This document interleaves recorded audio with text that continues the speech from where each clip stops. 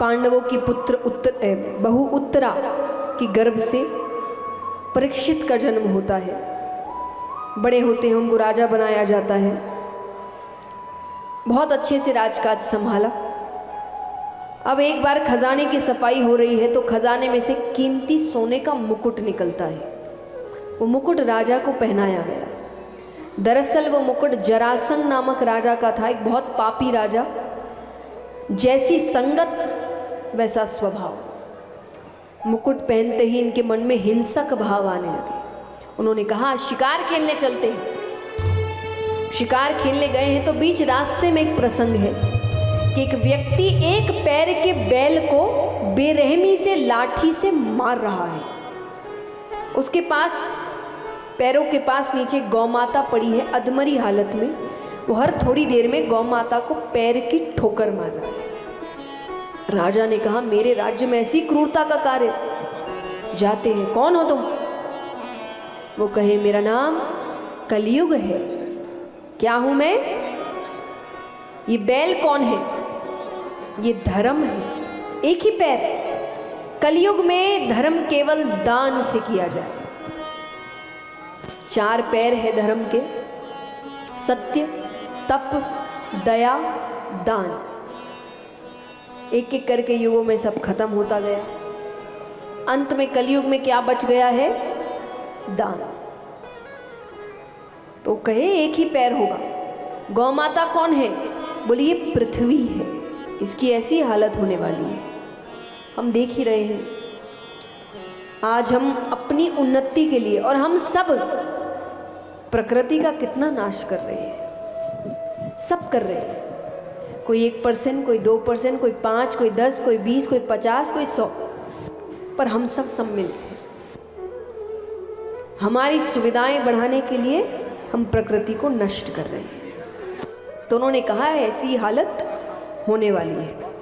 राजा कहे ऐसा समय आने वाला है तो तुम्हारा अभी मर जाना अच्छा। वो कहे मुझ में लाख अवगुण हैं पर एक ऐसा गुण है जो किसी युग में नहीं है। कौन सा?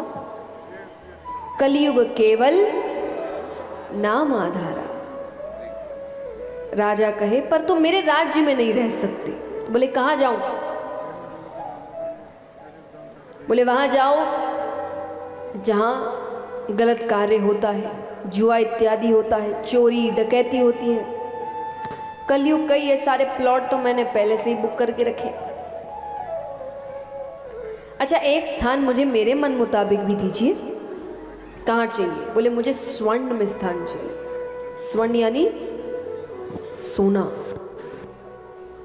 राजा भूल गए, राजा ने खुद ने सोने का मुकुट पहन के रखा है। कलयुग प्रवेश कर गया। शिकार खेलने गए, भटक गए। एक कुटिया दिखती है, प्यास लग रही है इनको। कुटिया के अंदर एक संत बैठे हैं, तप में है। उनको नहीं पता कौन आया, क्या बातें हो रही है। 1-2 बार तो जल मांगा। जब कोई जवाब नहीं मिला तो नीचे एक मरा हुआ सर्प पड़ा था। उन्होंने उसी को उठाकर ऋषि के गले में डाल दिया। ऋषि के पुत्र को पता चला, उन्होंने श्राप दिया जिसने भी हरकत की है अगले 7 दिनों में तक्षक नाग के डसने पर उसकी मृत्यु हो जाएगी। जब राजा को पता चला कि उन्हें श्राप मिला है, उन्होंने उसी वक्त अपना राज्य छोड़ दिया। वन की ओर आ गए हैं। अब सारे ऋषिगण एकत्रित हुए हैं। देखिए राजा ने कितने पुण्य किए होंगे अपने जीवन में कि गलती करने के बाद भी ऋषिगण ये सोच रहे हैं ऐसा क्या करें इसको 7 दिनों में मुक्ति मिल जाए। मानो भगवान ने ही कृपा करी हो। सामने से शुकदेव जी आ रहे थे तो सबने शुकदेव जी से कहा कि आप श्रीमद् भागवत कथा सप्ताह पारायण करिए। मान जाते हैं। आइए आज से 7वें दिन तक हम शुकदेव जी के मुख से कथा सुनेंगे। बोलिए श्री शुकदेव मुनि महाराज की। अब राजा परीक्षित पूछ रहे हैं कि प्रभु मुझे वराह अवतार के बारे में कुछ बताइए। शुकदेव जी बताते हैं राजा दक्ष की कन्या दिति, उनके गर्भ से 2 बालक हुए, हिरण्याक्ष और हिरण्यकश्यप।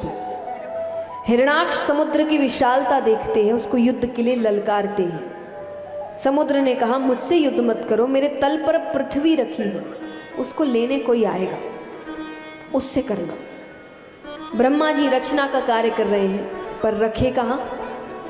तो भगवान का ध्यान किया तो ब्रह्मा जी की नासिका से भगवान छोटे से वराह का अवतार ग्रहण करते हैं, समुद्र तल में जाते हैं, अपना आकार बढ़ाते हैं। हिरणाक्ष सामने आता है, दोनों के बीच युद्ध होता है। भगवान हिरणाक्ष का वध करते हैं और पृथ्वी को समुद्र तल से ऊपर लेकर आते हैं। इस प्रकार भगवान वराह अवतार ग्रहण करते हैं। भोले बाबा का विवाह सबसे पहले किसके साथ हुआ? सती माता। ऐसे तो एक ही के साथ हुआ, रूप अलग अलग है। सती माता अपने पिता के व्यवहार की वजह से उन्होंने यज्ञ करवाया और उसी यज्ञ में उन्होंने अपनी आहुति दे दी। अब देखिए इसके पीछे कारण एक और है। प्रसंग आता है कि ये रामायण के समय का प्रसंग है, राम अवतार। तो सीता माता का हरण हुआ है।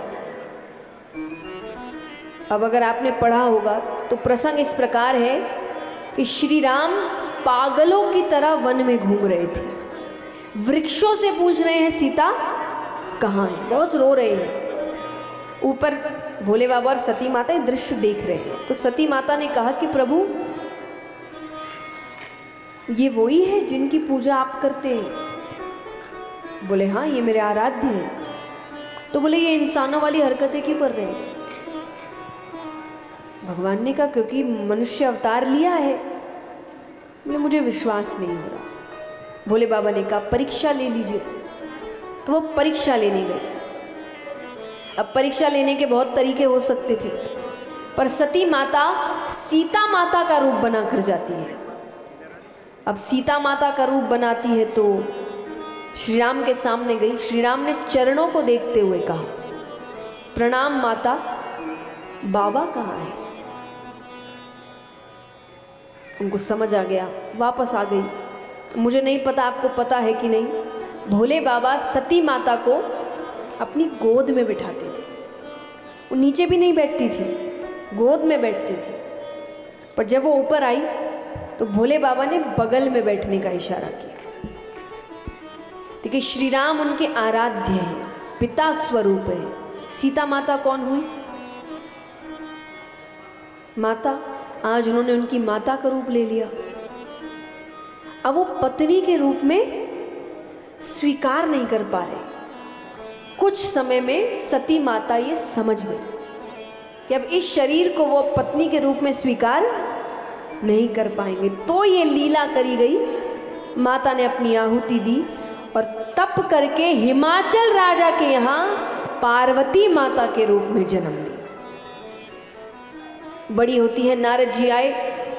हिमाचल राजा ने कहा कि कन्या विवाह योग्य हो गई है, कोई अच्छा वर है तो बताइए। अरे नारद जी का बहुत अच्छा वर है, नाम है महादेव। कर दिया रिश्ता पक्का। आइए, कहते हैं कि महादेव जी और पार्वती जी का विवाह विश्व का सबसे पहला प्रेम विवाह है। प्रेम विवाह मतलब लव मैरिज। सबसे पहला कि जिनसे प्रेम किया उनसे शादी करने के लिए दूसरा जन्म ले लिया, तो ये सबसे पहला प्रेम विवाह। और ऐसे तो देखिए कोई कुछ भी कहे, हमारे यहाँ तो सारे प्रेम विवाह ही हुए हैं। हाँ कि ना? श्री कृष्ण रुक्मणी जी प्रेम विवाह, राम जी सीता जी पहले ही पसंद कर लिया था, स्वयंवर से पहले ही दोनों ने एक दूसरे को। भोले बाबा पार्वती जी सब प्रेम विवाह। आइए, जैसे हम अपने घर में विवाहों का आनंद लेते हैं, तो यहाँ पर पार्वती माता को हल्दी लग रही है, मेहंदी लग रही है, और वहाँ भोले बाबा की बारात तैयार हो रही है।